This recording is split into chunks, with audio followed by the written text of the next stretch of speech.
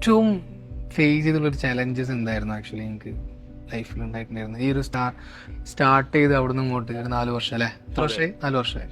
എന്റെ ഏറ്റവും വലിയ ചലഞ്ച് എന്ന് പറയുന്നത് ബ്രദർക്ക് ലിവർ ട്രാൻസ്പ്ലാന്റേഷൻ വേണ്ടി വന്നപ്പോഴാണ് നമ്മൾ ഈ ബിസിനസ് അതെ ഇറങ്ങുന്നത്. അതെ. അത് വീട്ടുകാരുടെ നിർബന്ധപ്രകാരം. കാരണം അവർക്ക് ആ സിംല കുർബാറുമായിട്ട് ഒരു ഇമോഷണൽ അറ്റാച്ച്മെന്റ് ഉണ്ടായിരുന്നു. കാരണം എന്റെ 8 താത്താരി കല്യാണം കഴിപ്പിച്ചിരിക്കുന്നത് എന്റെ വാപ്പ ഈ ഷോപ്പത്തെ കച്ചവടം ചെയ്തിട്ടുണ്ട് സിംലിന്ന്. അതായത് ഈ സിവിൽ എഞ്ചിനീയറിംഗ് നിർത്തി അതെ. ബിസിനസ് ഇറങ്ങാന്നുള്ള ഒരു പ്ലാനില് എത്തിയത് ആ സമയത്തായിരുന്നു. ഒരു ഫാമിലിന്റെ അത്താണിയായിരുന്നു ഷിംല കുൾബാർ. തീർച്ചയായും അല്ലേ? അതെങ്ങനെയായിരുന്നു. അടിപൊളി.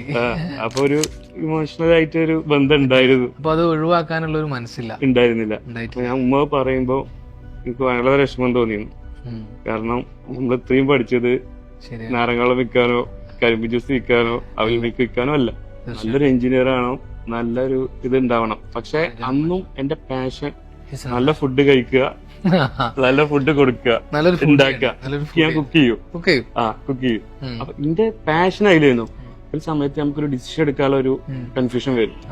അതായിരുന്നു ഈ ഒരു സിറ്റുവേഷൻ. പാഷനാണോ വേണ്ടത്, പ്രൊഫഷനാണോ വേണ്ടത്? അതായത് ആസ്പെറ്റോസ് ഇട്ടത് ഒരു ഷോപ്പിൽ നിന്നും തുടങ്ങിയ ഒരു കോൺസെപ്റ്റ് ഇന്ന് GCCയിലെ ഏറ്റവും വലിയ മാളുകളിൽ വരെ നമ്മളുടെ മൗസി എന്ന ബ്രാൻഡ് എത്തി.